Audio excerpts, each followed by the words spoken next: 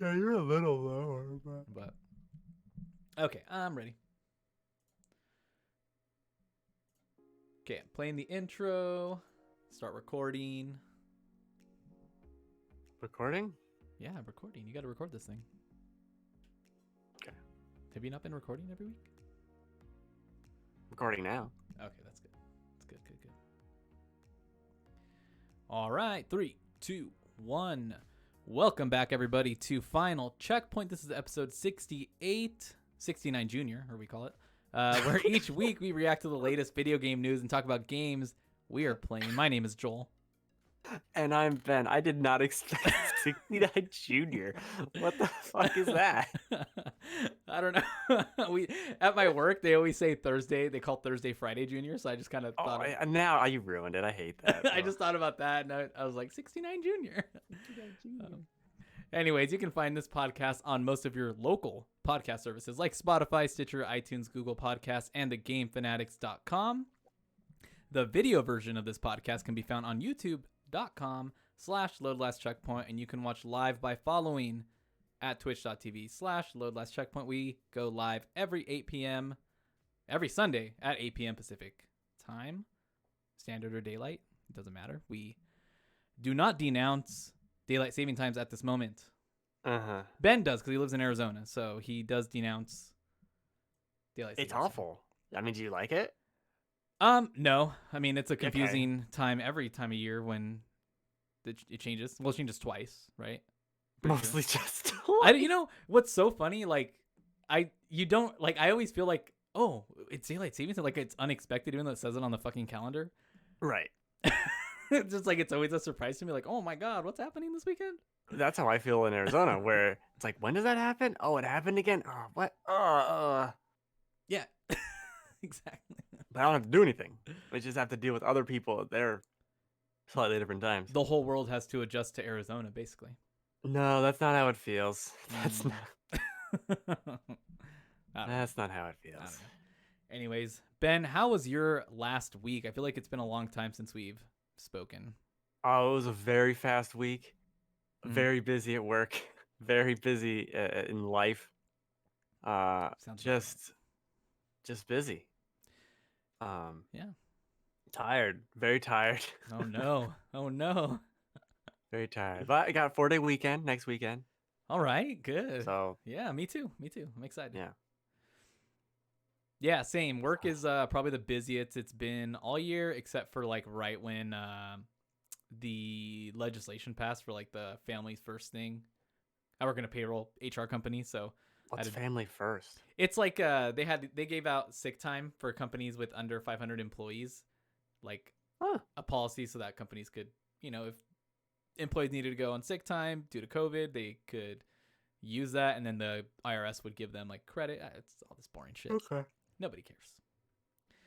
But it's vaguely interesting. That's enough information. Yeah. I need more. Yeah. Yeah, like that was probably the busiest I'd been ever. But what's awful about it? So our busiest time of year is right at the end of the year, because since I work in payroll, it's like, oh, we got to make sure all of our earnings are right, deductions, W-2s, all that stuff is right. So we came out of that because you have to go through the corrections and all the filings and everything right into the COVID stuff right in March.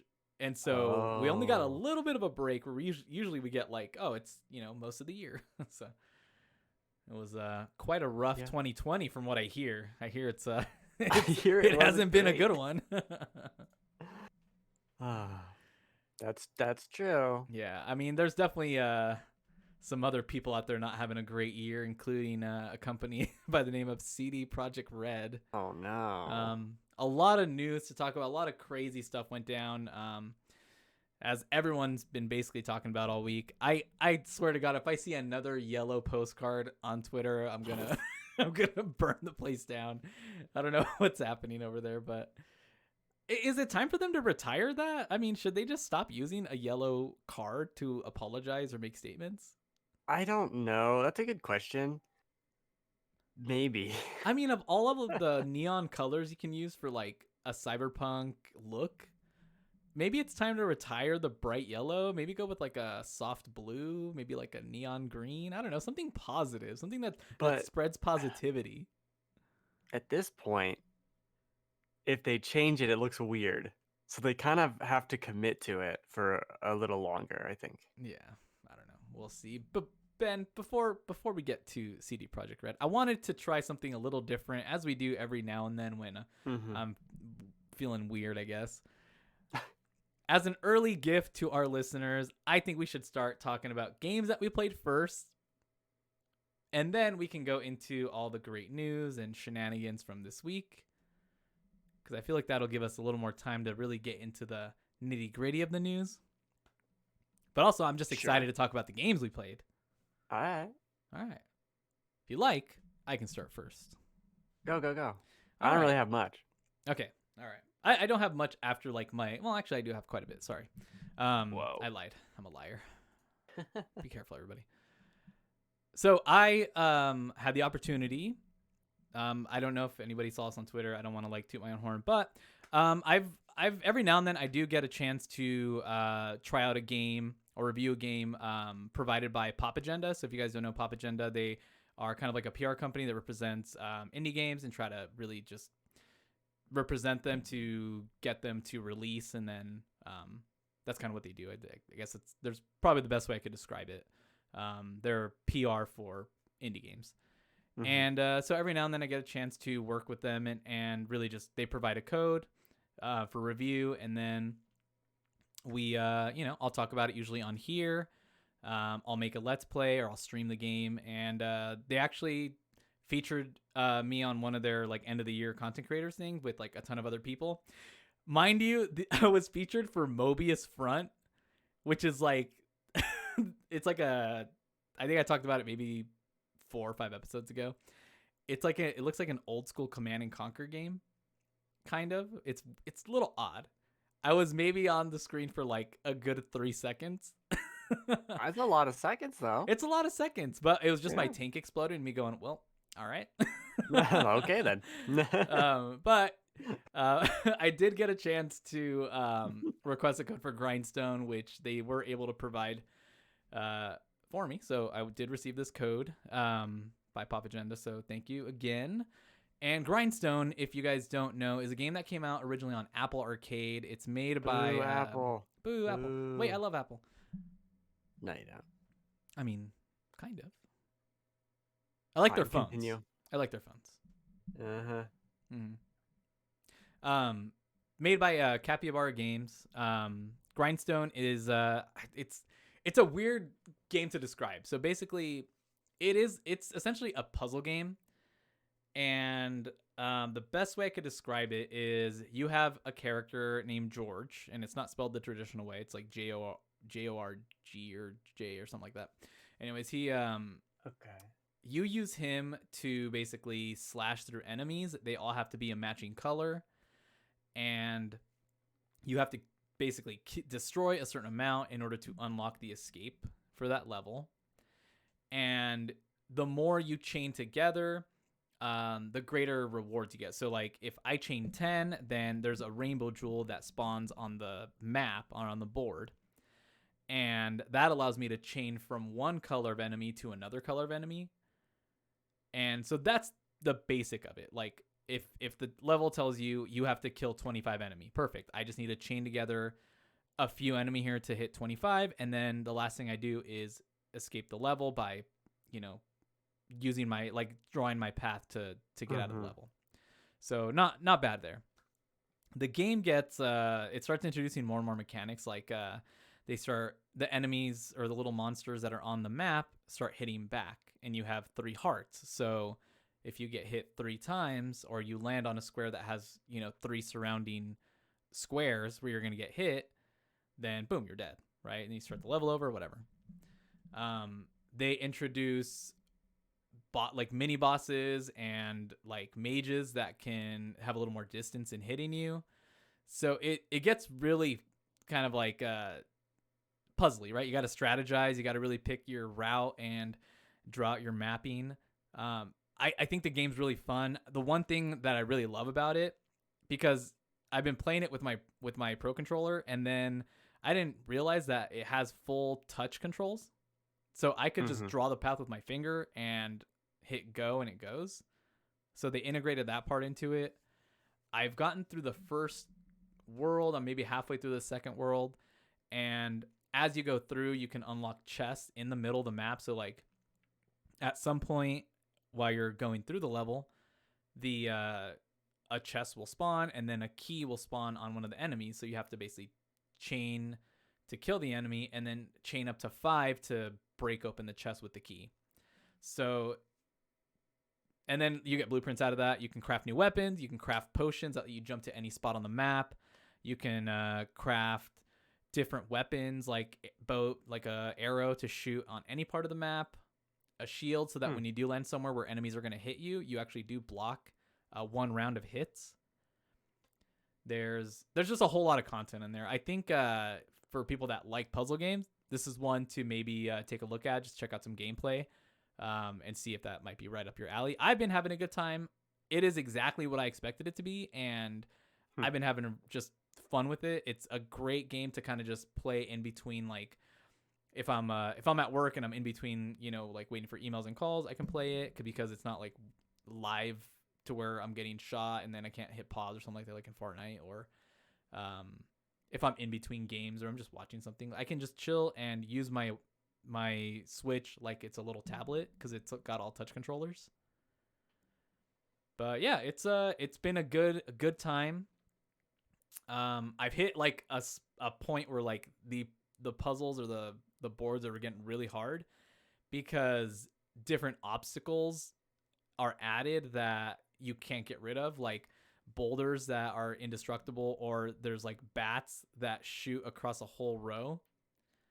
And so basically you have to try to not land in that row or else you get hit. So just different things like that. It's pretty cool. They got boss battles at the end of like every section, which are just basically like, how can I chain together and hit this bomb into the mouth of this thing? So pretty cool. Pretty cool. I was gonna buy the game anyways, so I was really excited to like get the chance to get the code and like have a chance to play it and create some content around it. So yeah. It's a new game. I got to play a new game. I'm excited. I mean, yeah, sure, it's new on Switch. Well, I'll give it to you. Yeah. Well, they did make a lot of changes to like the layout of it, and they added a ton of features to it just for the Switch. So I'll have to dig in more to see what like is actually new about it, but it took them almost a year to really get it I guess like ported over to Switch. So I they wonder if that definitely had anything to do with Apple Arcade exclusivity, honestly. possibly, possibly. I don't know. I feel like I I know don't know. they've been working on it for a while, so that could be it too. Maybe it did just have the exclusivity window. Yeah, I was interested in that game. That was the one game when Apple Arcade happened that I looked at like, oh, I'd play that. Like, I'd actually play that on my phone. Yeah, I'd heard about it on different podcasts, and I was like, God, it sounds so good. And I almost got or almost signed up for the subscription for Apple Arcade just to play it. And then once I heard it was coming to Switch, I'm like, I can wait. Yeah. And I did. Yeah. Put it on PC, man. Let me play it on my little browser window. Hey, let's put it on PC. I Remember, port everything to PC. right? The question used to be, hey, port it to Switch. Now it's like, it's on Switch. Port it to PC. Yeah, I don't care about the Switch. I don't want to play this game on there. Aww. I want to play exclusive experiences on the Switch, not a mobile game. Although I played that Cafe Mix game You for a long did. You time. did. I'm sure we'll see that on your Game of the Year list. I might look up how my playtime in it just to see how shameful it is. Because it is. Yeah. Yep. Did you want to go next? Did you want to talk about some more Cyberpunk? Sure. Or... I'll do two real quick. Okay. So I finished Mario Maker 2. Woo. I got there's like one level that you have to build this statue, and then it unlocks the final level, which is just a remix of 1-1. Oh. And that's pretty cool. I had to grind a little bit to get some coins to build that said statue, but it was a lot of fun finishing all the levels and doing everything.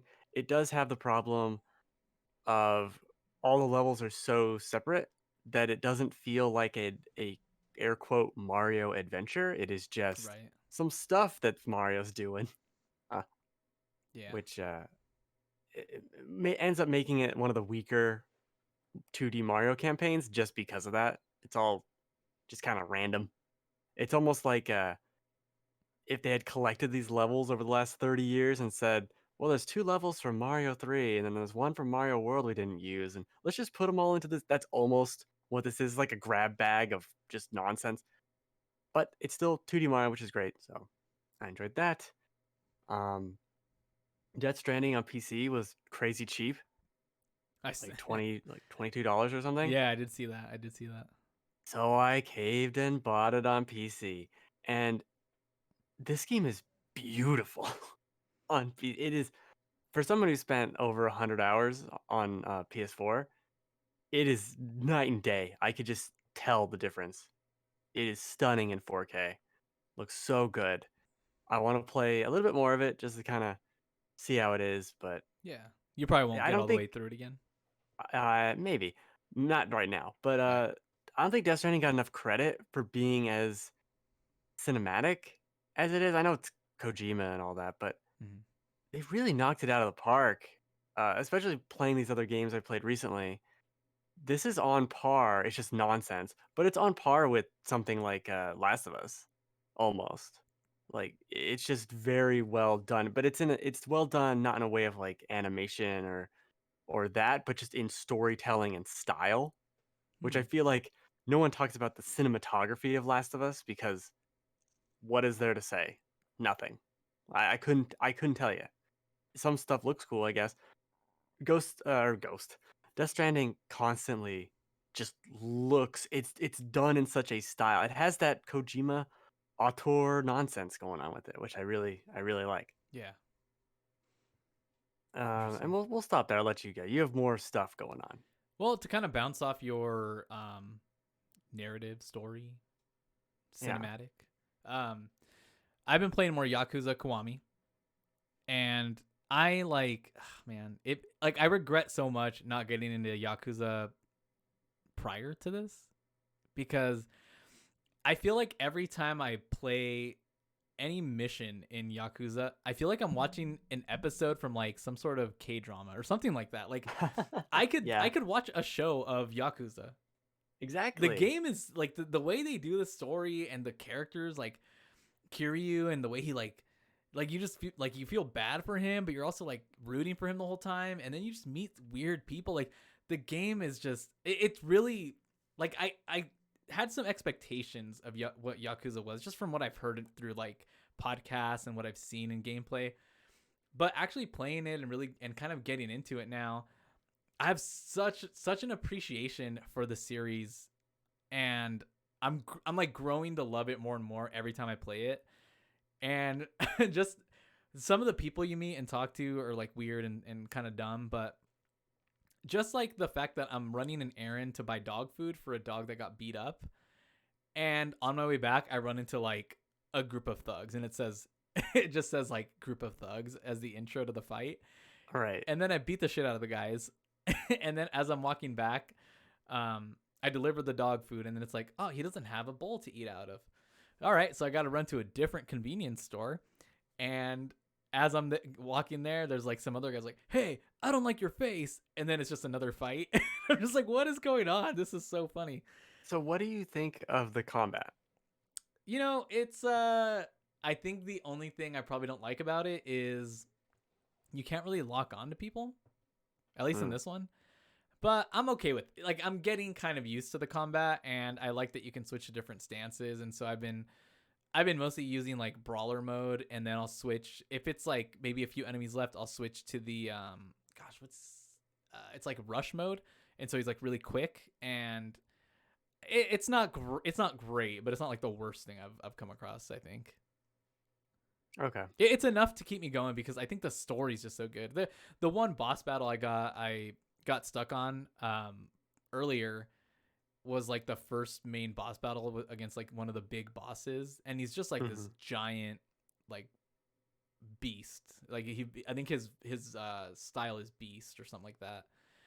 And so the frustrating thing is trying to like dodge, and somehow his swing still hits you, and you're like groggy on the floor. So as you're trying to get up, then he like stomps on you, and so you're back down, and so that part can feel kind of cheap.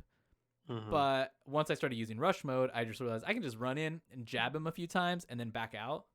And so I just, you kind of find a way around it because it's to me the story and the city of gosh, what is it? Kamurocho? Kamurocho, yeah. The just enough of that place draws me in enough to want to keep playing. Yeah. Yeah. I agree. I mean, I said that about Judgment, but I hated the combat, so Yeah, it's I mean, what combat would you prefer in it? Maybe like the one from like Arkham Asylum. I would prefer no combat. Honestly, I prefer the No, then I won't JRPG. play it. No. I mean, yeah, No, the JRPG. JRPG stuff in Like a Yeah. Dragon is so good. Such a better fit than this brawler not because the brawler stuff sucks. It just takes too long to fight. And they're constantly fighting. Yeah. It Everybody it wants to feels fight, I like think. padding. Yeah. Yeah, I mean, yeah, that's true. I think if it was turn-based too, I think that would kind of get a little bit annoying though, too, cuz if you're like Right, running but from place to place. the difference with turn-based is that it makes sense in that JRPGs have done this forever.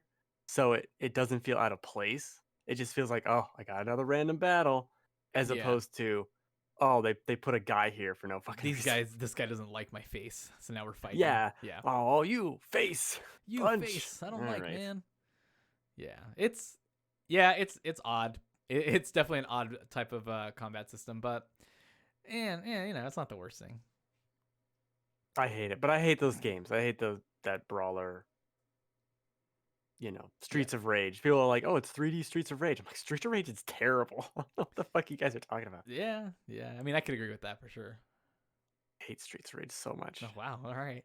I really like Castle Crashers too. I hate those games. They're terrible. I don't think I've ever played Ugh. Castle Crashers. The only good one is Beautiful Joe, and it's not even really a side-scrolling brawler. All right. There, these are just facts. All right. I'm We telling you, got facts from Ben. All just right. facts. No, Uh, what's that one? Golden Axe, also terrible. Golden Axe is awful. I used to love that game as a kid, and then at some point I went back and played. I don't know, some of the older ones. I think Golden Axe 2 or something like that. And I was like, Sure. why do I like these games? These suck. Oh, it's bad. That game's bad. Do you remember the man. Golden Axe that they made on PS3 and Xbox?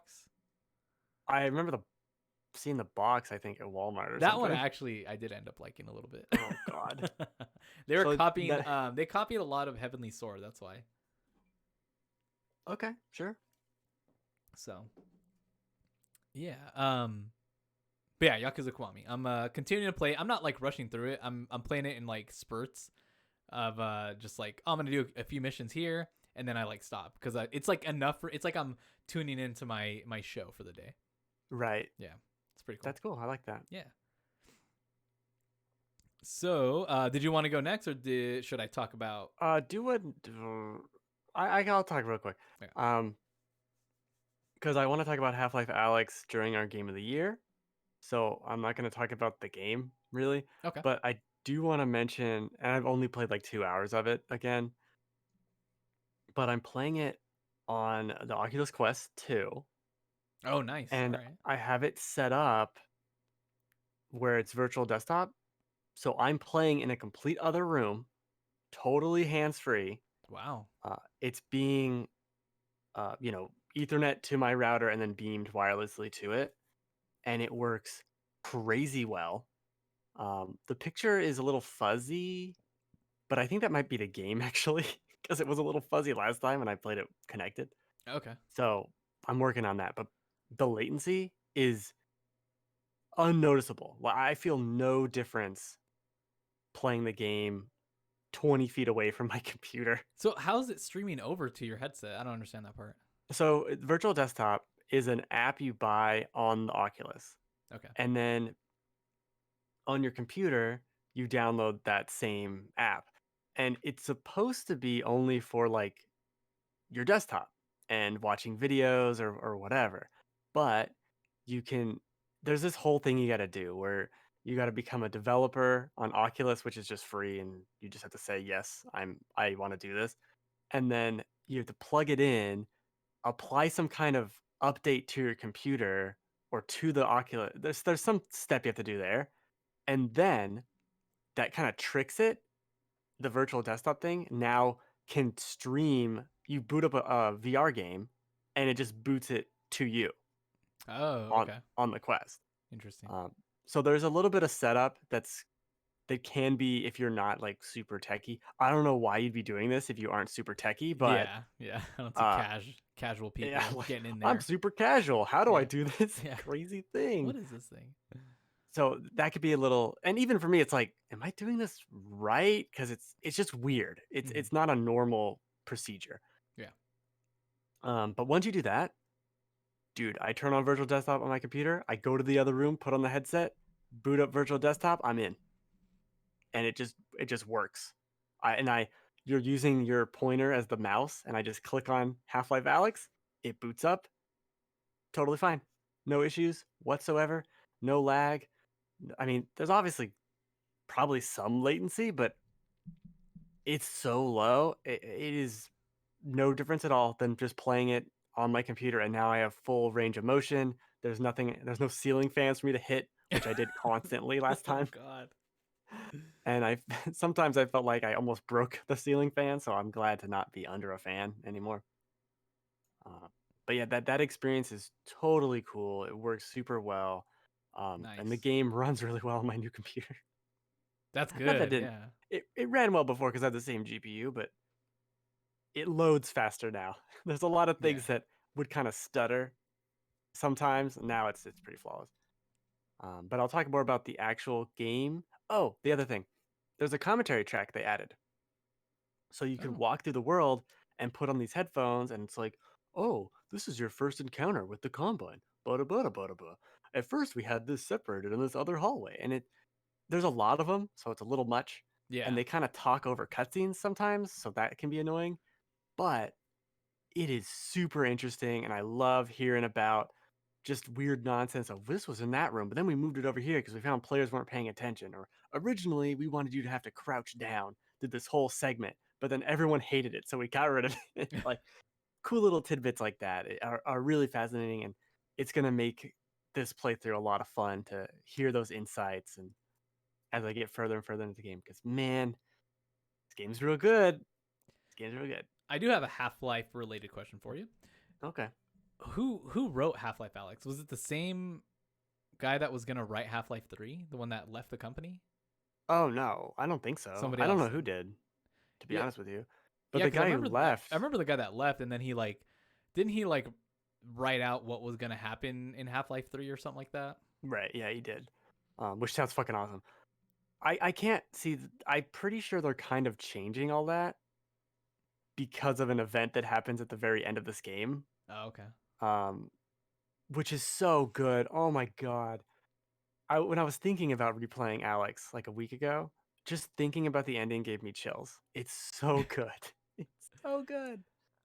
Man, I might just have to like, even though it won't give me the same experience, just to know what happens, I might just have to like watch the ending somewhere and then just like maybe read up on it because You know what? I don't see I myself could getting a VR for PC anytime soon. right. I could tell you, like, watch these scenes. Maybe there's probably an all cutscenes compilation, Maybe. and I would say just watch that.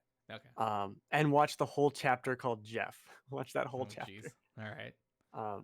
Because that dude, this game. The reason why I love this game so much is it's Half Life. Obviously, love Half Yeah. Life, but it's also a survival horror game. So Those good. are your that is your realm. I know, two of my favorite things together. Yeah, exactly. All right, but I'll talk about more of that next week. I plan on beating it before we do Game of the Year. So, Yeah, coming up real yay. quick. It's not super long, so I can. Yeah. Yeah. All right, what do you got? All right, last thing I'll talk about because Animal Crossing I talk about every week and nothing really new. Ghosts Oh, how of do you make a Tsushima. snowman in Animal Crossing? Oh yeah, you roll the little snow. So you'll see the little snowballs. Yeah, So I found some. you roll one big enough to be the base, and then you roll another one, and you just run it into the base, and it'll pop right on top. I ran it into a tree and it blew up, and then I didn't have a snowball anymore. Yeah, that'll happen. Now, what I learned is to get like the perfect snowman or the good snowfolk, you want to make the balls close to the same size because I did make one that was like where the bottom was bigger, like way bigger than the top. So, I mean, to me, I thought that would be normal for a snowman, but apparently he wants more of like a consistent figure, I guess, Okay. because I got one Is he I got body one shaming rejection. snowmen? No, they're just very sensitive about their bodies because I Oh made wow. plenty of snowmen, all perfect. They each every time you do that, they give you a recipe that's seasonal related. And I made one with like just a bigger bottom, and he didn't give me a recipe, and he even told me like, "Well, you almost had it. He almost had it. You almost had it." I don't like big butt snowman. He did not like it. And then if you notice, there's like some of the pine trees that have like the Christmas lights on them. Uh-huh. You notice those? If you shake No. those, that's how you. So if you shake those, you'll notice them around if you have them. You get the ornaments that fall out of there, so you can use those for the crafting recipes. Oh, I'm kind of over it. All right. I booted into the game to look at the snow, and I do think it's very beautiful. It is really nice. I just don't care anymore. Yeah, it's kind of tough to care when they just don't give you anything else other than here, collect this. It's like the seasonal stuff is all the same. The only difference is it's just a different season. So It changed a different color. yeah, I definitely noticed I was playing a lot less, and then I discovered something for Stardew Valley on PC that I'm probably gonna jump into if I don't have anything else to play later. All right. Tell me about Ghost. Ghost of Tsushima Legends mode. I decided to try it out because I saw like the PlayStation themed costumes came out for it, and I was like, you know what? I've been trying to find a reason to jump in and play this, so why not? And it's actually really fun.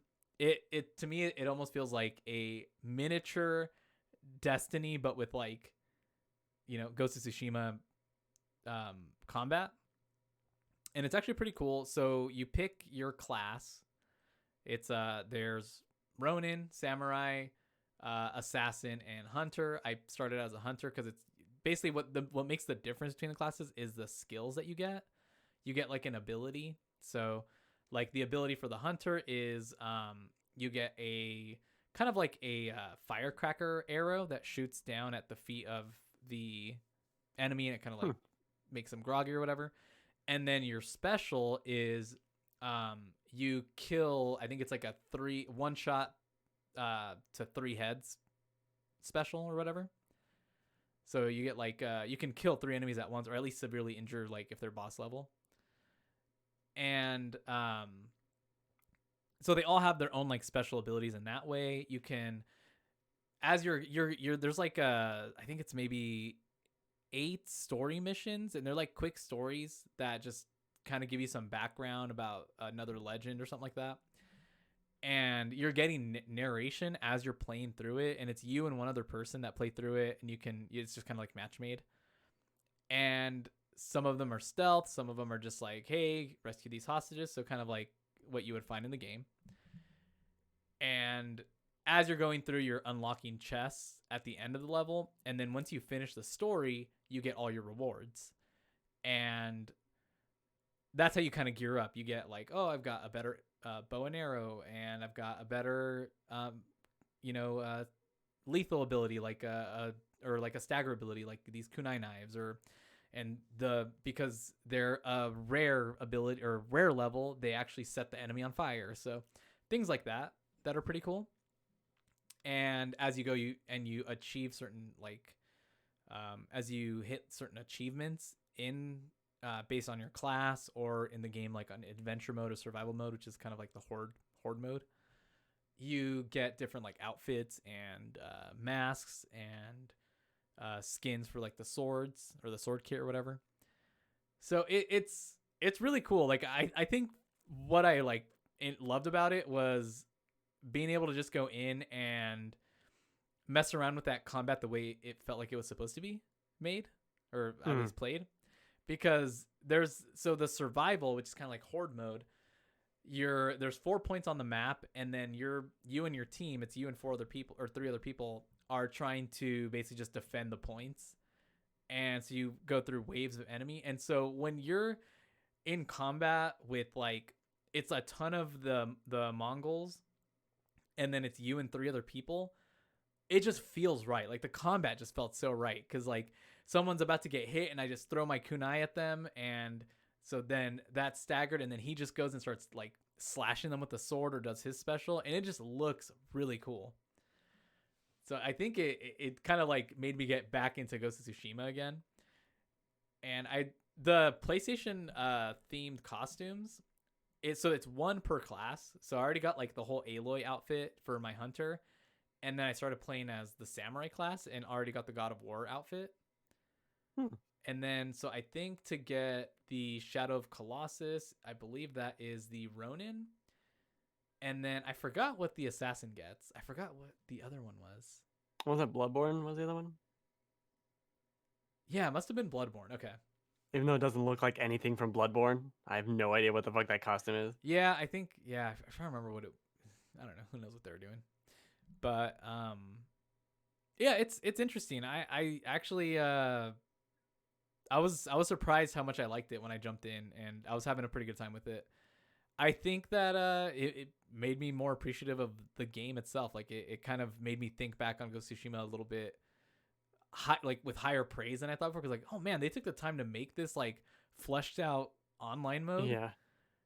and it's good. And I forgot how beautiful for a second I forgot how beautiful the game was. And then when you go through this Legends mode, because it's all kind of like dark and red, and it's got different hues when you're in different parts of the level, it really shines on how beautiful it is. Like that game is, even on my launch shit PS4, that game still looks so good. It's crazy. Yeah. Yeah.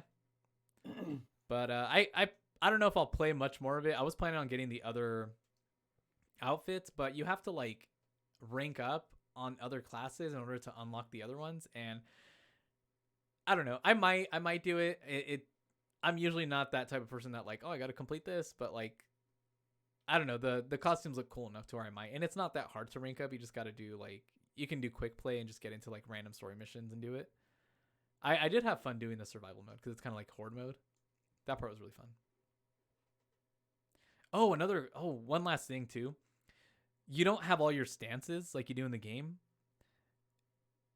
So when you get a sword, like you get a better, let's say I picked up this rare sword, and it has the sword or the water stance instead of it having I guess the one that breaks shields instead of only, but that's my only stance.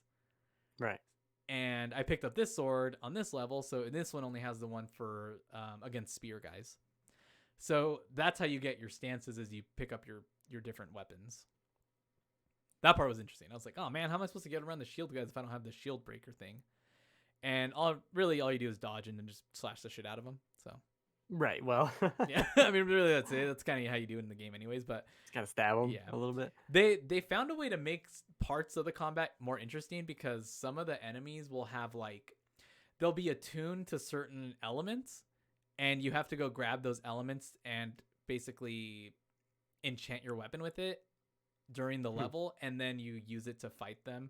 And sometimes you have to change your attunement in order to be able to kill the other enemies. So they did some interesting things. I'm very like impressed with what I found on there, because I didn't think it was that deep, and then I went in there and I was like, oh shit, this is cool as hell. That's cool. Yeah. But that's about it. That's about all I have for games that I played. I am going back through my game of the year list and realizing it's a bit short. So I'm trying to find some other items to play. Put a couple games on there twice. Yeah, maybe just split up Ghost of Tsushima and Ghost of Tsushima Legends mode. I don't know. I jump back into something that I'll talk about maybe on the Game of the Year episode that I ended up kind of changing my opinion on. So Okay. we'll see.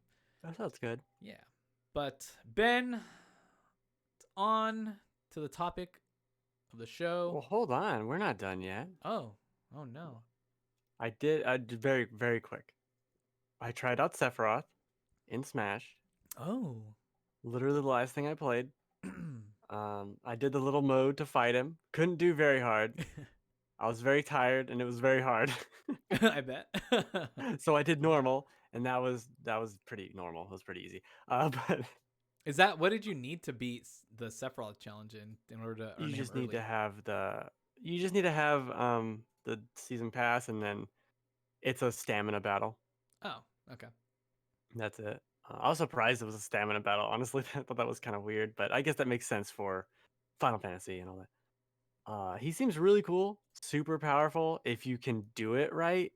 I want to play more with him, but I'm happy that we get more Final Fantasy music and all of Yeah. that. Even though it's all 7 basically, but that's still great. Yeah, it's still good. Cool. And I do want to talk about Cyberpunk since that will lead into the news. Perfect. I was hoping you'd talk about that. Right. So I played about 25 hours of this game Oh shit. on PC. Again, The good one. big The caveats. good version. The version that works. The only I've version. had still minimal glitches, Mm. or maybe not. Minimal is not the right word. Nothing like, oh my god, that broke. Like people talk about, oh, this quest didn't work, or that person wasn't standing there, and stuff like that. That still hasn't happened to me. I've never had the game crash on me at all. Even though I think that's more of like a console thing. I have heard Yeah. people saying on PC they've had it crash. Maybe. Um, it's tough because I do really enjoy playing this game. It's very obvious also that they're going to be updating this game Mm. for reasons that I don't need to explain. Um, so and the conversation around it that we'll get into is so exhaustingly negative. It's actively making me like the game less. Um, when I'm playing it, I'm really into it. I like doing the next quest, and I'm just doing side quests. I'm just wandering around doing nonsense, and I love that. It's so fun. It just reminds me of Fallout, but in a city and with Deus Ex aesthetic, and that's all I wanted it to be. And I understand. I I didn't follow everything about this game, so I didn't. I don't know what people were expecting because from what I understand, people were expecting this to change the game. Yeah. No pun. And it doesn't. It doesn't at all. But I didn't expect that. And I didn't really know what to expect, to be honest with you. I mentioned this probably last week where it wasn't until the first reviews started coming out and they started talking about mechanics and things. And I realized, oh, that's what the game is. Like, I don't know what the fuck this is. And I'm really liking that. I am having so much fun. But the constant negativity around it and knowing it's going to get fixed and get better and well, fixed might only happen on PC, but it it is making me want to kind of slow down on it. I don't want to play 100 hours of this game and and then it be like, woo, wrapped that up. Hey, our next major patch comes out and adds this and fixes this. And like, oh dang, I just finished it. Yeah. Uh, I don't want that. So I am gonna consciously try and just play a little bit of it every week and just keep it there, trugging along, but don't really go too far in it. I have had more glitches. I think this latest patch added a fun glitch where the music just goes away. So that's cool, I guess. Um, I have a motorcycle. I bought a motorcycle in the game, Nice. which I really enjoy. Every time I get on the motorcycle, my head appears. Like the head appears and then the helmet I'm wearing appears. Which It's like warping through it or no, so here's what happens. The game doesn't load your head when you're in first person. okay. Uh so you can if you find a spot that has light and you find your shadow, you can see your shadow without a head, Oh my which god. I didn't notice until yesterday. Um which is pretty funny. But so it gets out of your head. So when you get on a motorcycle, it has to render your head. It has to pop in your head and then pop on your helmet. So every time I get on a vehicle, it's like bloop, bloop, and I'm bald for half a second, and then my helmet appears. What the So hell? that's a fun glitch, Yeah. and that's every time I get on my motorcycle. Jeez. Now, again, I'm on PC, so this thing loads in like that. It's Yeah. it's it's just noticeably like, what the hell's wrong with my head? Oh, it's back. Okay, cool. I don't know what's going on these console versions, man. It must be on fire. This game, I don't know how it runs on PS4. I have no clue. Um, but I still really like the game. I do think it's very shallow in a lot of ways where there's a lot of stuff you can do, but it's just kind of all there. It's very surface level.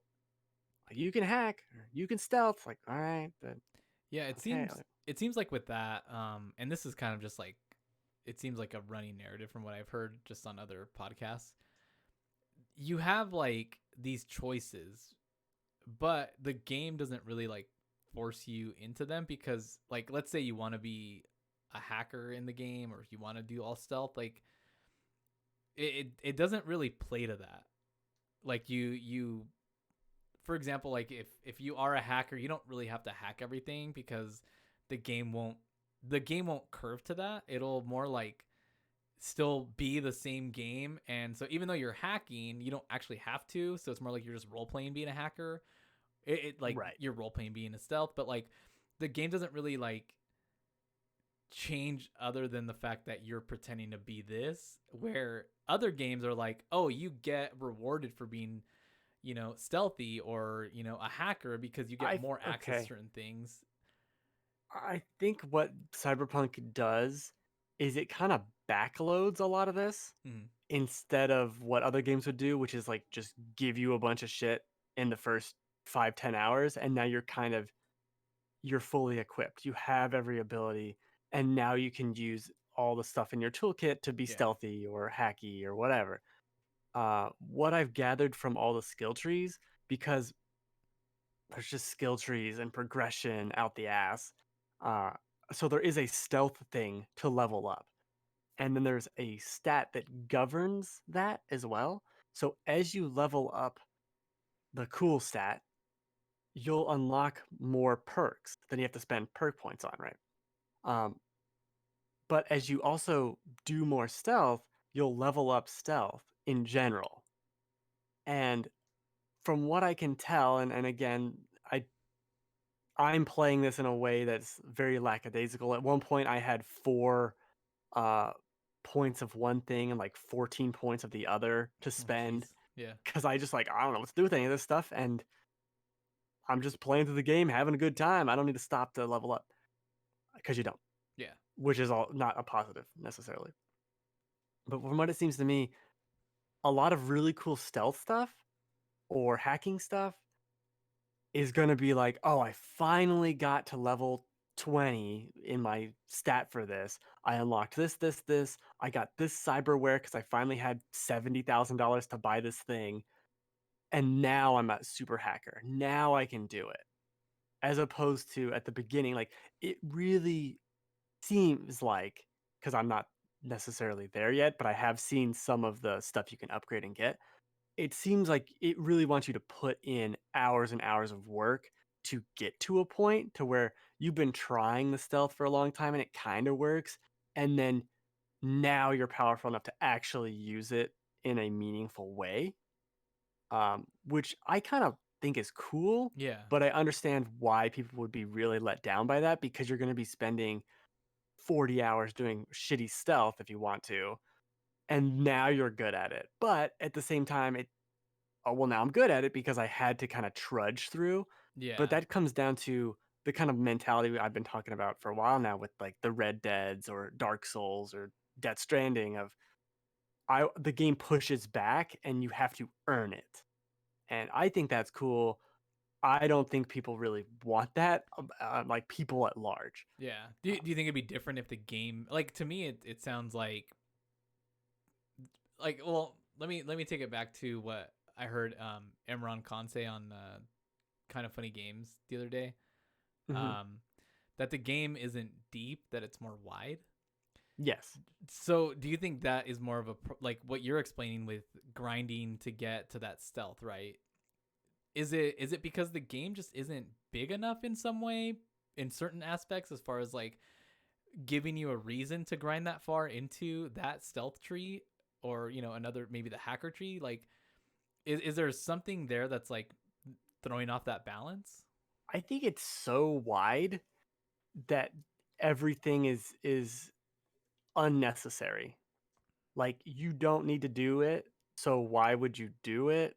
Yeah. And then if you do it, you're barely rewarded for it because you'd have to do a lot of it because it's a big game because you can't make one stealth sequence now you're level 10, like, you can't do that. So it is. I agree with a lot of what Imran says, although I'm way more positive on the game than he is. Yeah, yeah, I think It is it is super it is super weird, but for the way I am playing it, I really like it. I like finding the next gig, which is just a normal side quest, and doing it, and like, oh, rescue this guy. Okay. Like I helped this one guy who owed money, killed a bunch of people for him, came back later, just happened to be in the area, and he was there. Like, oh, I stopped these people for you. I'm like, oh, I did. That's right. Um, that stuff's cool, and I like those small moments. I like being V. A lot of people have kind of complained about you're not playing a character.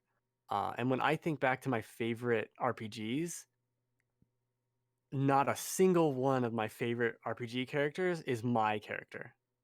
It's always like Garrus or Tally or let's just talk about Mass Effect. Yeah. uh, Okay. or like any JRPG, like Lloyd from Tales of Symphonia. I don't really like Lloyd, but you know what I'm saying. Yeah. Like any of these characters. What's her name from another Tales game?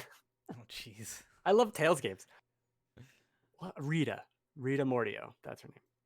She's awesome. These characters are super cool. Mm. None of them are my created character Right. ever. Right. Like my character from Fallout is not my favorite character from Fallout.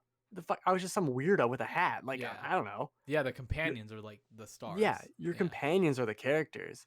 And what I like about playing V is that V is an interesting, cool character that I like. Yeah. And I like it's the same with like Arthur Morgan.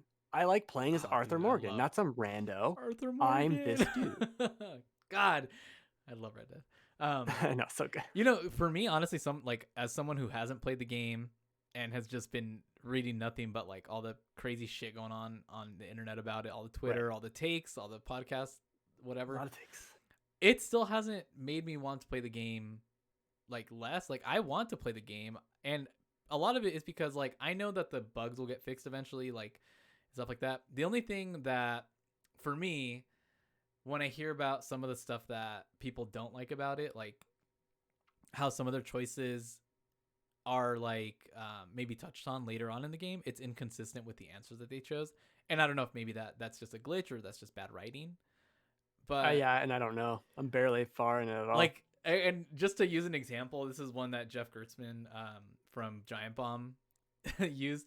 I guess there's one where like he earned or beat someone for their car, and he decided like his choices were like you can accept the car, you can accept the car and the money that you won from him or something like that, or you can just not take any of it. And he decided to not take any of it because he's like, I can earn this money myself easily on like some side mission, whatever, and I don't want your car.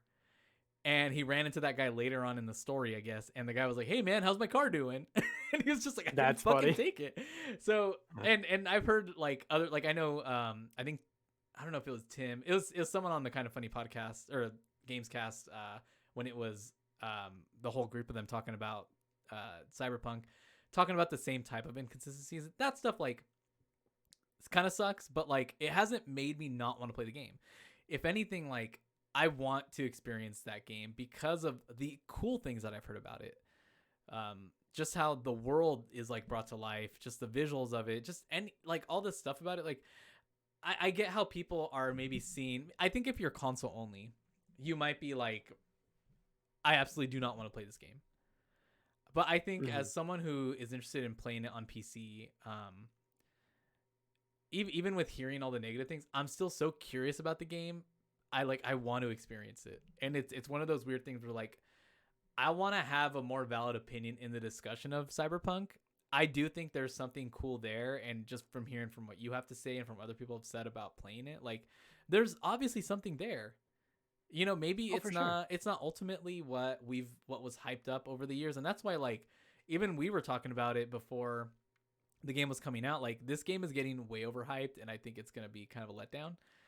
And you know, as much as it sucks for for CD Projekt Red to have such a huge like downfall, like we kind of saw it coming as far as like the hype levels of this game.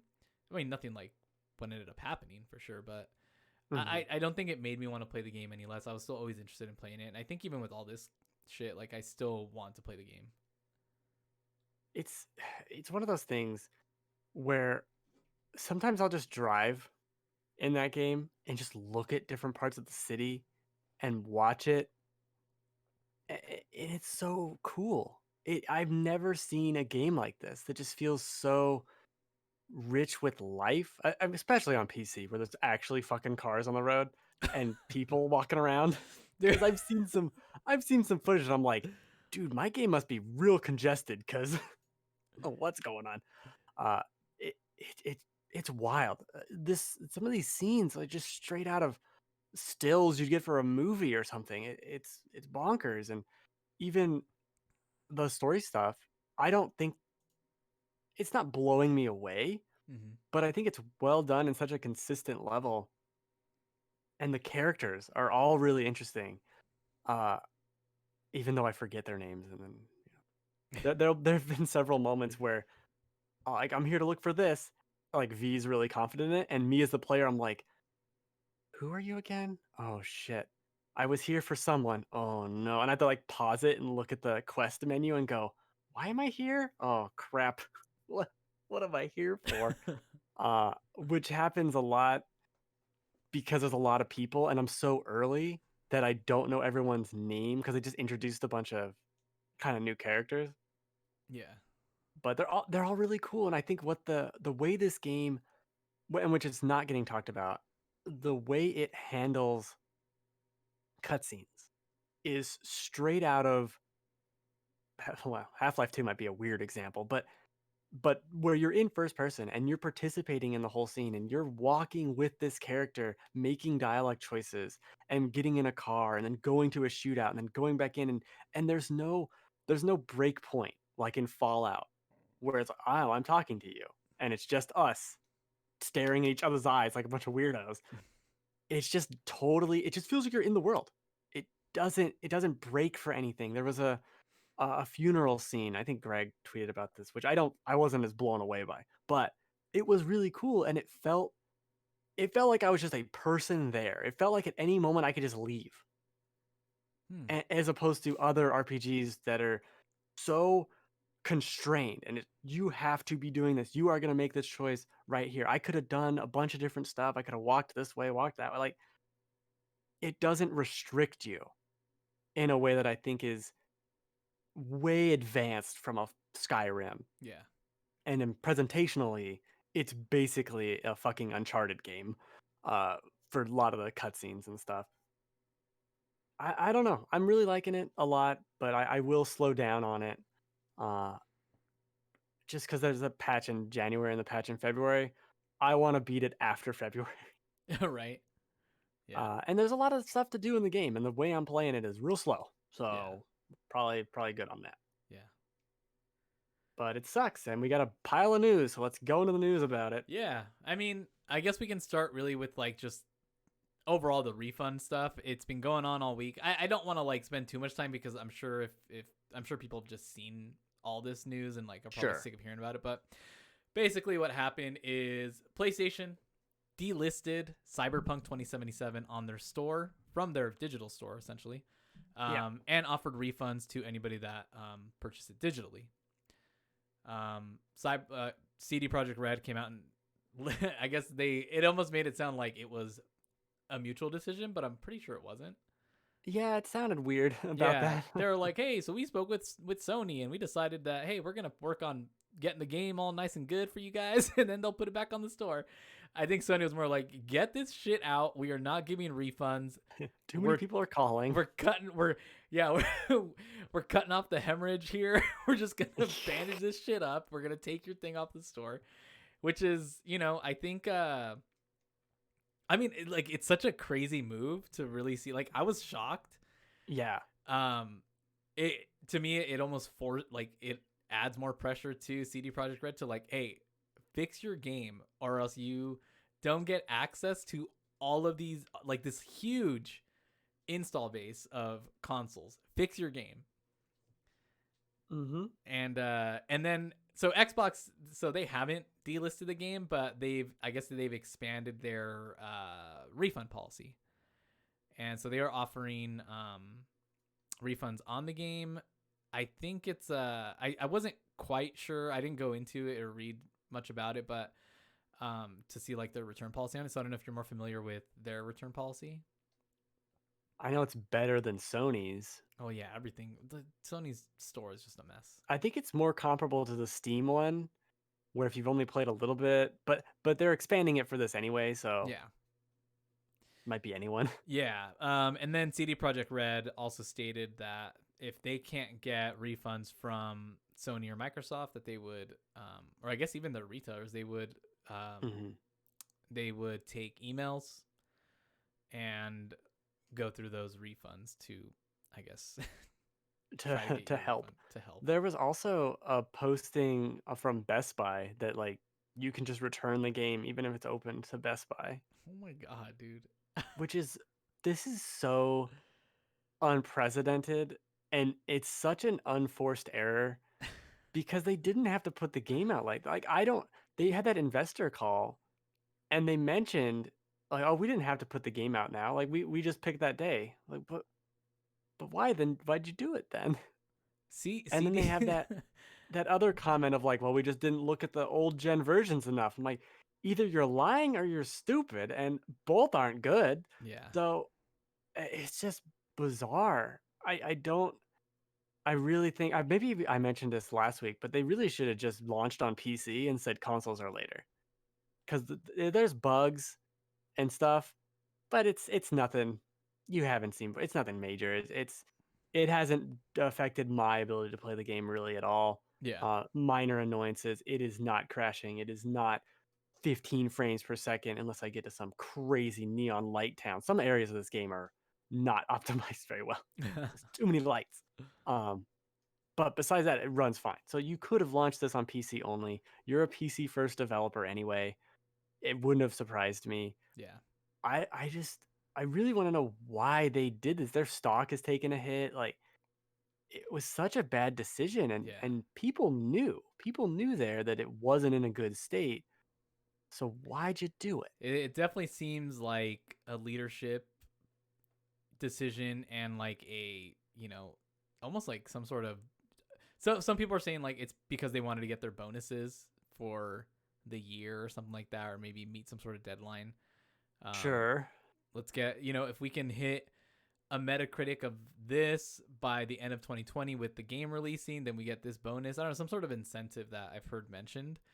Yeah, but they Nothing changed confirmed. that because there was a Metacritic Right. incentive and then they walked that They walked back. that back because of, Yeah. I mean, really, they walked it back because of all this shit. They wouldn't have walked it back for any other reason other than this. No, well, they released the game that worked for Yeah. everyone. They wouldn't have had to walk anything. Yeah.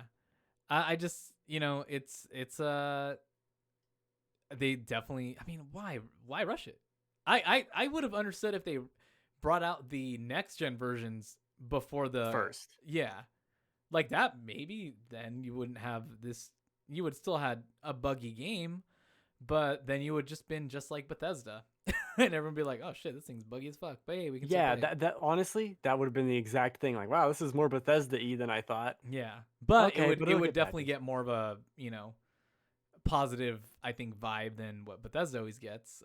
For Well, I don't know. sure. I mean, Bethesda still gets This shit is on, but people also always are like, "Oh, it's just Bethesda again with their bugs." it's buggy like a Bethesda game, but the presentationally, this is 20 years ahead of a Bethesda Oh game. yeah, that's because Bethesda's been making games on on the same engine for like ever, or at least what looks like the same engine for like ever. Yeah. Yeah,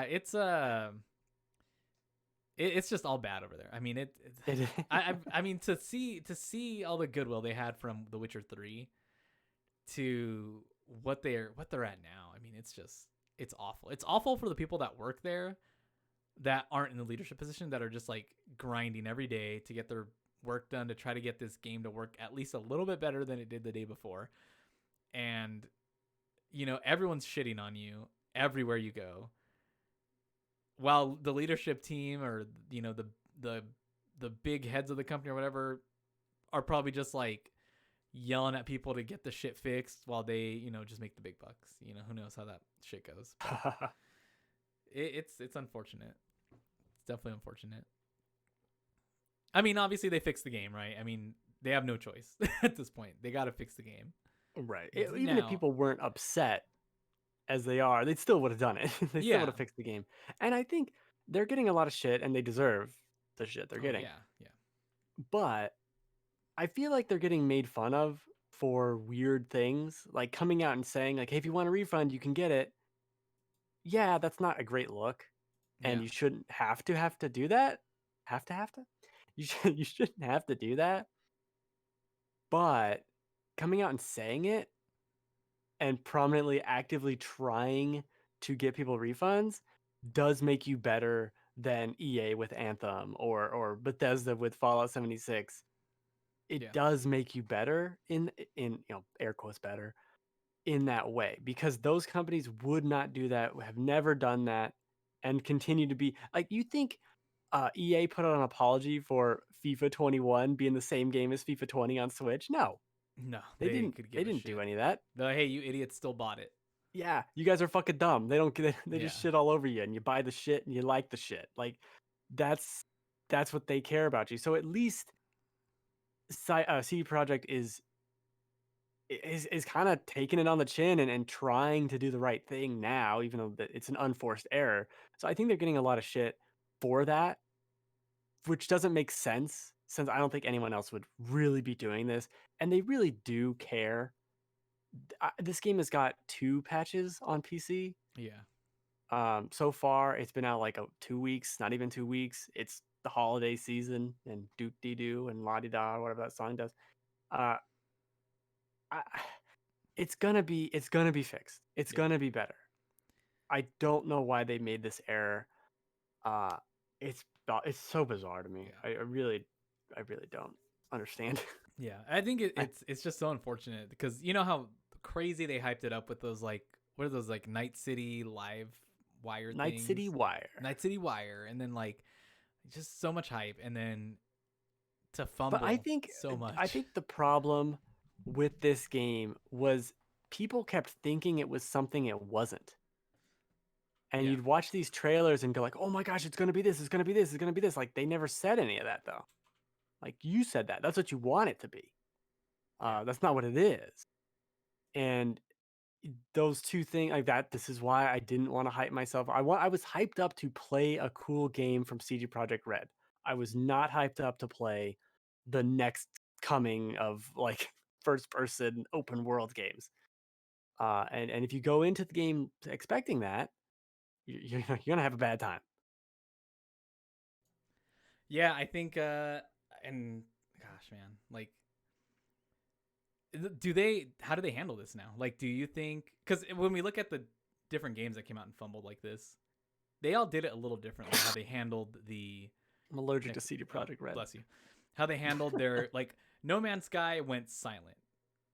Like they just went Sure. silent and then they fixed it and they had their, glorious, Phoenix Rising.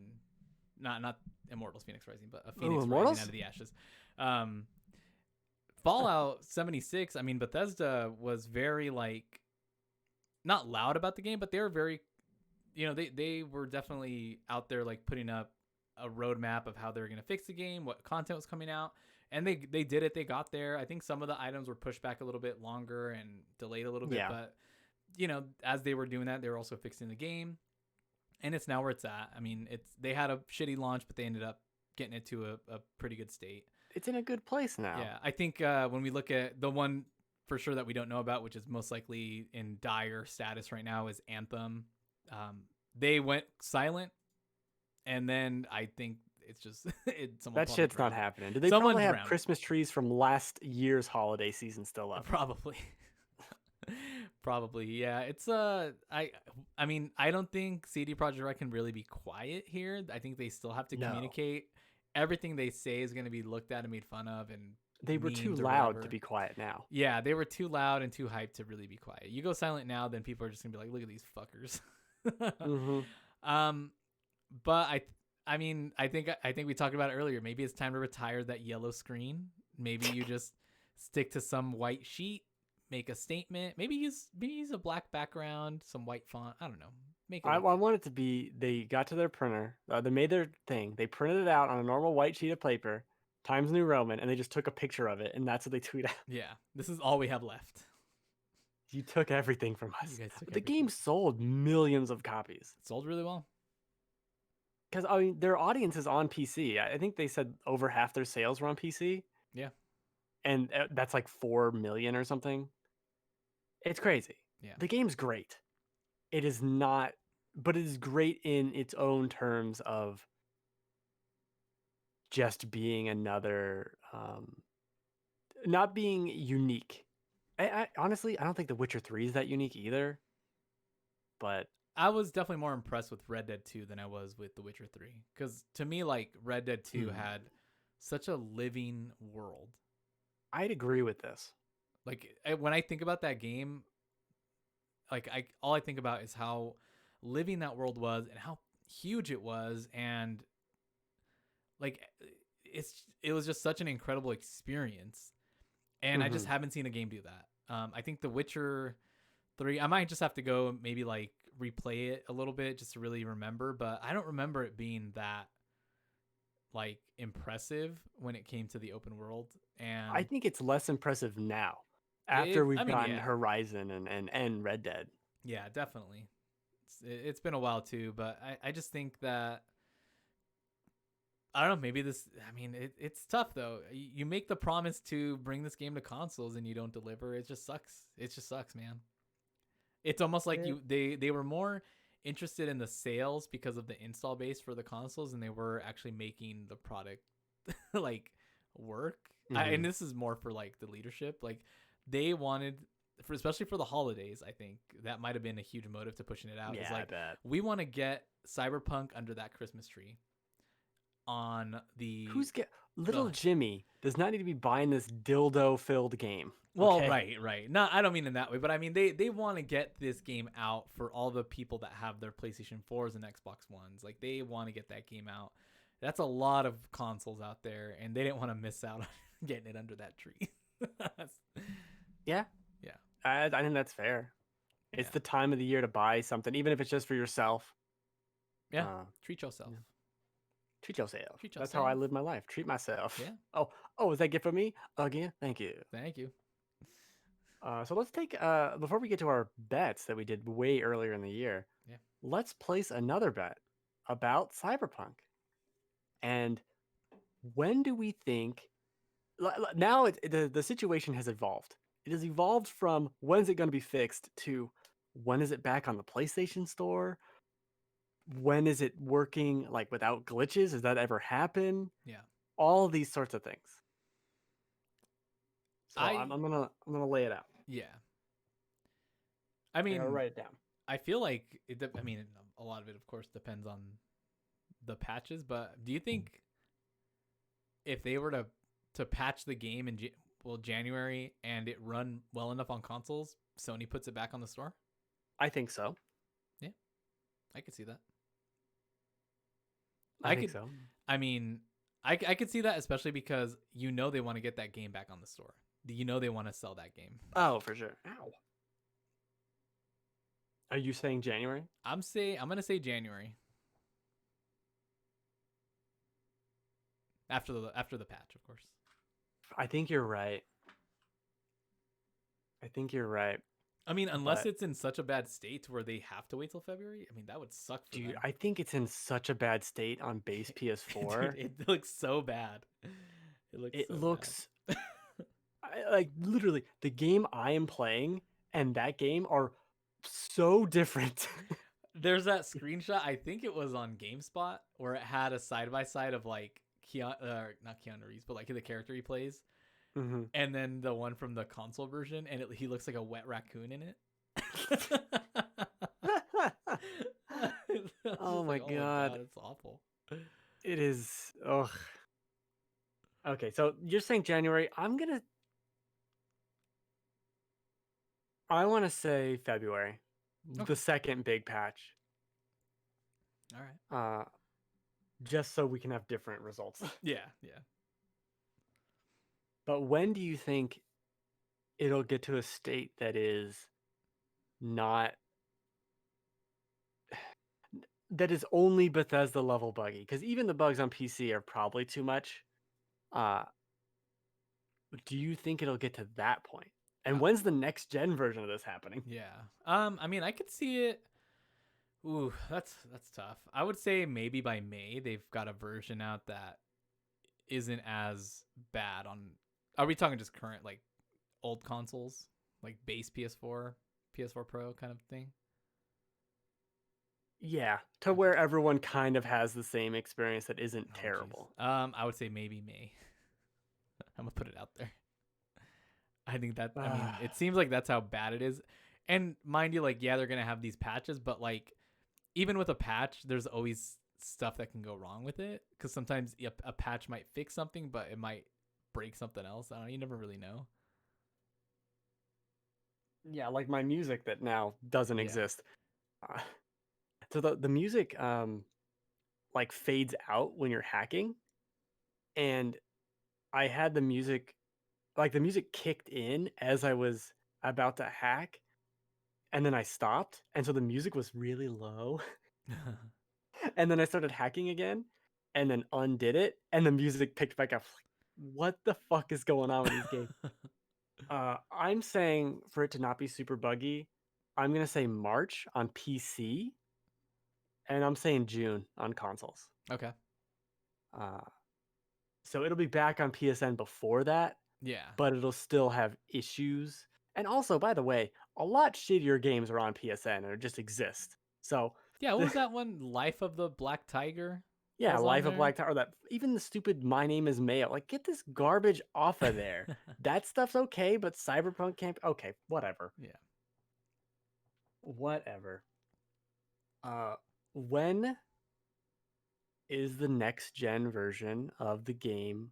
Because I don't think you can put out a next gen version and still have this be shitty on PS4. So you have to Oh fix that yeah. first. I have a feeling they'll probably delay it till maybe April or May.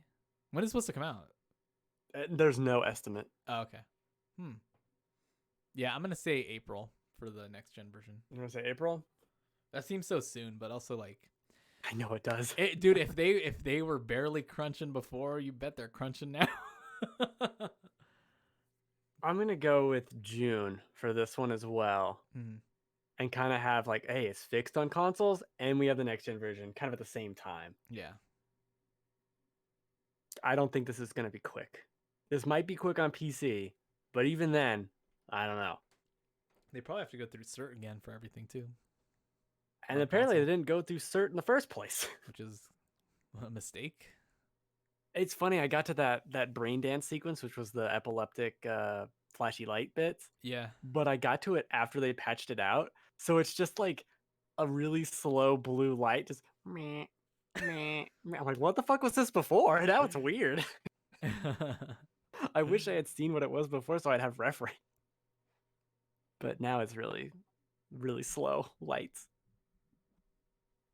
All right, I wrote down our bets. We'll see how good we are. All right. We can move on to our other bets we did, I think, in February. Of last year or this year, I guess. Jeez. I mean, it would have been this year, Yeah. yes. Yeah, my bad. I'm like, what year are we in? When are we? 2077? Who am I? 2077? Uh, and so the rules were we'd pick, what was it? We picked like 2 games to remove from the list of upcoming games, and then we could pick our teams and kind of go back and forth. Yeah. Uh, so you have MLB The Show 20, Doom Eternal, Persona 5 Royal, Neo 2, Gears Tactics. Those are the 5 games. And the basic idea was I take their Metacritic, their highest Metacritic, and total it up, and then see who wins. We also picked 2 worst games. Your worst games were Fast and Furious, which I bought for like $4, and I am gonna play. So stay tuned Yeah. for Game of the Year next week. The sequel to Arc 2. Yeah, I hope so. You picked Fast and Furious Crossroads, and you picked My Heroes 1's Justice, which I did the title wrong, but who cares? It's a bad name. Bad game. I didn't even know it existed, so it's bad. Yeah. I picked for my good games Half-Life Alyx, Animal Crossing, Ghost of Tsushima, Halo Infinite, and Ori the Will-O-Wisps. Halo I would have Infinite. done really well, but Halo Infinite didn't work out for me. Nope, not quite. Did not work out for me. My Not my quite. bad games I picked were Bleeding Edge, which was bad, Yeah. and that Digimon Survive game, which did not also come out. Oh man. and I want that game to be good. I just pick bad decisions. You jinxed the fuck out of those games. They both got delayed into 2021. I know. My So, God. the scores for them, it doesn't matter, Mm. but my scores are good. Your scores beat me because you have an extra fucking game. The highest reviewed game I have on our list Ori. is Persona 5, Oh, okay. which you had, which is at a 95, Yeah. which is crazy for many reasons. Yeah. Least of all, it's not deserving of a 95, but whatever. My best game is Half-Life Alyx with a 93. And we also picked, I don't even remember why, but we guessed what game would get the best Metacritic score. And you picked The Last of Us 2, Mm. and I picked Cyberpunk. Mm. Last of Us 2 has 93, and Cyberpunk has an 87 on PC. Yeah. Yeah. It did have like a 90 on PC, but that changed. Yeah. So you won that too. Pretty close. Pretty close on the Metacritic, that last one. Yeah, If well, we knew that. it'd been a few days earlier for for Cyberpunk, because I think it was sitting at a 91 for a little bit, wasn't it? I think it might have been at a 91 that first day. Yeah. Yeah, that sucks. Those were the games we picked we picked at the beginning. Like, you can't pick that. You can't pick that. Yeah. That kind of thing. Yeah. But that was fun. We'll try and do it again next year. See what's coming out. Yeah. There's Maybe no do it games in coming out next year. January. It's crazy. Try and pick things that don't get delayed out of the year. Maybe I'll pick Halo again. Maybe it won't fuck me this year. Who knows? There you go. I'll pick Digimon Survive. How about that? Okay, good. 'Cause You picked really well. The MLB The Show is at an 83, man. I picked some like some easy wins though. MLB The did, Show and like what was the other one? Persona 5, the Royal or whatever. Right, like, sure, easy. sure. Like those like Persona's just like copy and paste from like their last Metacritic, so I knew it was gonna do pretty well. I'll have to make the rule of like no re-releases next year. No remakes. I'm just kidding. I would have won had Halo Infinite done anything. Yeah. Yeah. Well, unless it was terrible. Because then what I was would've lost. Ori was pretty high, right? On Metacritic. Ori has a 93 on Xbox One That's really good. or a Switch or one of the two, whatever. It Yeah. has a 93. It's really well reviewed, yeah. And Animal Crossing has a 90. Like, I think you have the lowest one, which is an 82 on Gears Tactics. Which is unfair because that's a good game. I need to play that. Yeah. It's a good game. Oh, maybe I'll play that instead of Cyberpunk. There you go. So Womp, womp. I'm like, I really want to play this. What is it? Aegis 13 Sentinels or whatever that I've been. Oh yeah, I want to play 'Cause that. Everyone all of a sudden is super hyped on it. I was like, oh no, this is my game of the year now. Is that Vanillaware game?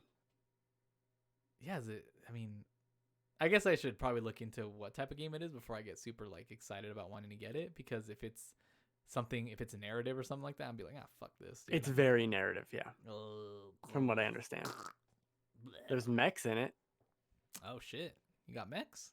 something like that, and time travel or You got Gundams? something like that. I'm waiting for the PS5 because I'm not turning my PS4 on again. I just cannot. Yeah, Too loud, and I hate it. interesting. That's it. All right. That's all I have to say about the PS4. It sucks. I keep trying to get this PS5, and it just never happens. Yeah. Yeah, I've been we're planning my PC. It's really cool because my wife is back in school, and everything that she's learning right now prior to like her major course course materials is all about the insides of a PC. So she already knows more about a PC than I do at this point, especially when it comes to building a gaming PC. And so it's been fun like looking at stuff with her, which is awesome. I didn't think this would ever happen. And so now we're both getting pretty hyped up about like choosing the parts for my PC and what I'm going to get. So pretty excited. That's fun. Yeah, then I will Cyberpunk. I can't wait to play Minecraft with RTX. Ugh, It's gonna be great. I still never tried it. So there's there's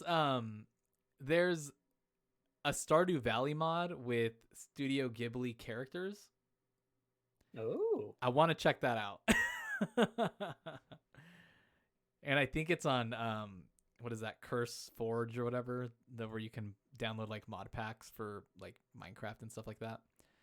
I really wanted to play. I checked out some other games just because my 2020 list is feeling kind of empty. I looked at Monster Train because Monster Train always looked interesting, but I don't know. Added that to Game Pass. Yeah, I downloaded it on PC from Game Pass. The new Xbox app, which I completely missed, was out. Makes it so much easier to just go on there and download games. Oh, interesting. Okay. I also downloaded Drake Hollow, which I don't know if that's a 2020 game, but I wanted to check it out because it looked interesting.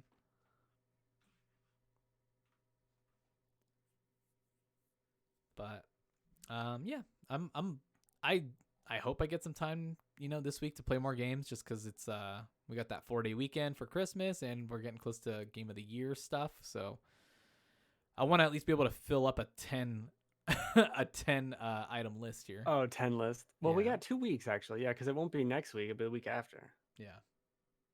Shoot, that'd be nice. Yeah, because we'll record on the 3rd for Game of the Year. Nice. Okay. Cool. Yeah, we I got a lot more time to play Half-Life. I got a lot coming up. We've got Game of the Year. We've got predictions. Oh yeah, 2 big episodes. So most know. anticipated most anticipated thing of the thing. Want to do that next week? Yeah, I guess we can do that next week. We got to figure out. Yeah. It's episode 69. We got to think about something cool. Oh, I'll think about that. Yeah, remind me in the week, and I'll think of a episode 69 All right. topic. good.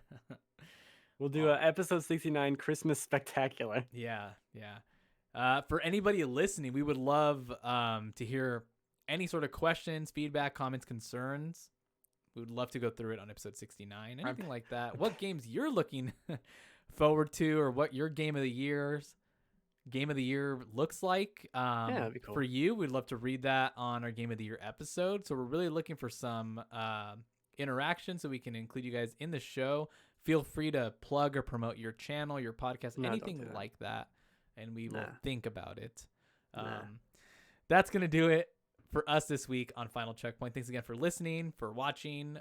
We would love and appreciate if you shared this podcast with your friends, your crewmates, your shenanigan friends, your enemies. Your enemies, Right. But yeah, any sort of stuff like that helps us out big time. And of course, you can catch us live here on twitch.tv/loadlesscheckpoint every Sunday, 8 p.m. Pacific time. Be part of the show. Suggest topics, submit questions by emailing us at finalcheckpointpod@gmail.com. You can find us on Twitter @TheJoelness, @BenRunnings. And you can also find us over at thegamefanatics.com. Any last words, Ben? Oh, I'm going to watch Tenet. I'm excited to watch that, see if it's trash. Yeah. We're planning on watching that too. And then, of course, the Wonder Woman sequel or whatever. Yeah, that's next week. We could have a Wonder Woman show. Oh. That's not part of the 69 part. Yeah, that's rude. No. We'll do that first and then it's 69 after. Something like oh, jeez, what is happening? All right. Anyways, that's it for us. Have a good week. Have a good Christmas, everybody. Merry Christmas. Ho, ho, ho. Sit in my lap, little boy. Oh, Jesus. I got a candy cane just for you. No. All right. Turning it off. Turn it off. End it. Ho, ho. Stop recording. Help us.